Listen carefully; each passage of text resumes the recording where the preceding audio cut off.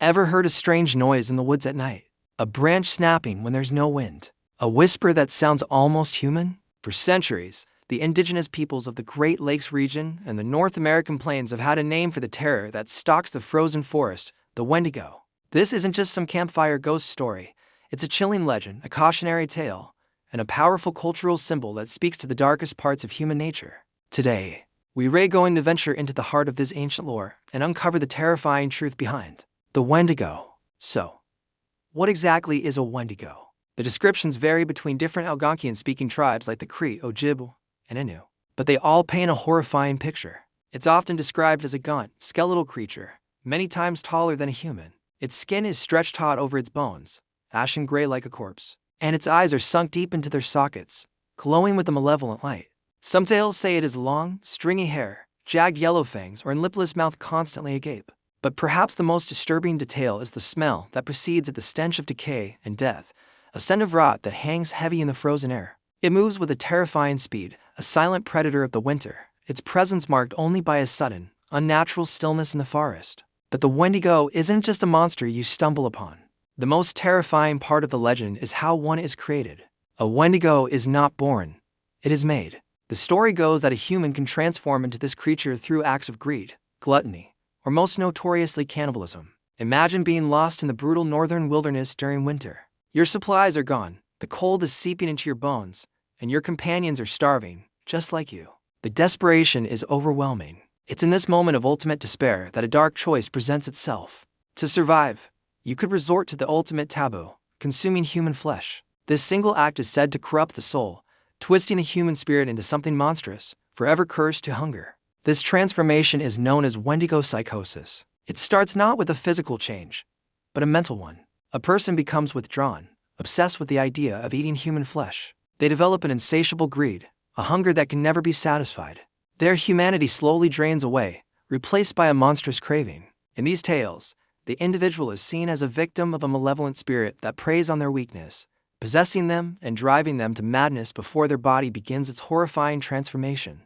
This psychological aspect makes the Wendigo far more terrifying than a simple beast. It's a monster that could be lurking inside anyone, even someone you know and trust, just waiting for a moment of weakness. The Wendigo's hunger is a core element of its curse. It's said that with every person it consumes, the creature grows larger.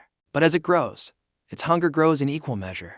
It's a cruel paradox. The more it eats, the more emaciated and starved it becomes. Its appetite is a bottomless pit, an eternal, gnawing emptiness that can never be filled. This is why the Wendigo is seen as the perfect embodiment of insatiable greed and excess. It's a powerful metaphor for the destructive nature of taking more than you need, whether it's food, resources, or power.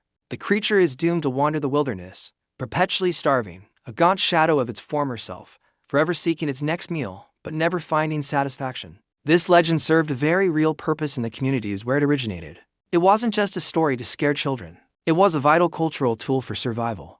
In the harsh environments of the North, resources were scarce, and the survival of the group depended on cooperation and sharing. The Wendigo story was a stark warning against selfishness and hoarding. It reinforced the importance of community and helping one another, especially during the lean winter months. The ultimate social crime was cannibalism, and the Wendigo was the ultimate punishment. It taught that giving into individualistic greed would not only destroy yourself, but would turn you into a threat to the very people you once loved. As European settlers moved into these territories, they too encountered the chilling tales of the Wendigo. For trappers, loggers, and prospectors, often isolated and facing the same brutal conditions, began to report their own terrifying encounters. One of the most famous accounts comes from a man named Jack Fiddler, an OG Cree chief and medicine man who claimed to have defeated 14 Wendigos in his lifetime. To him and his people, the Wendigo was not a myth but a very real threat. He believed he had the power to identify those afflicted with Wendigo psychosis and perform a ritual to euthanize them before they could fully transform and harm the community. Tragically, Canadian authorities didn't understand this cultural context and arrested him for murder in 1907. Fiddler's story highlights the stark clash between indigenous belief systems and Western law. The concept of the Wendigo has since seeped into modern pop culture, but it's often been stripped of its deeper cultural meaning.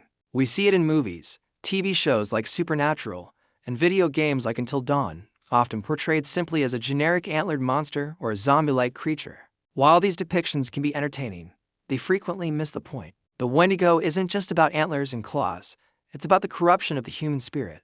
the psychological horror of transformation, and the cultural warning against greed. When we reduce it to a simple monster, we lose the powerful message that has been passed down through generations. Some scholars and cultural commentators have even drawn parallels between the Wendigo myth and the destructive forces of modern industrial society. This interpretation sees Wendigo economics as a system of endless consumption and exploitation of natural resources, a form of societal greed that, like the Wendigo itself, consumes everything in its path, never satisfied, and ultimately leads to its own destruction.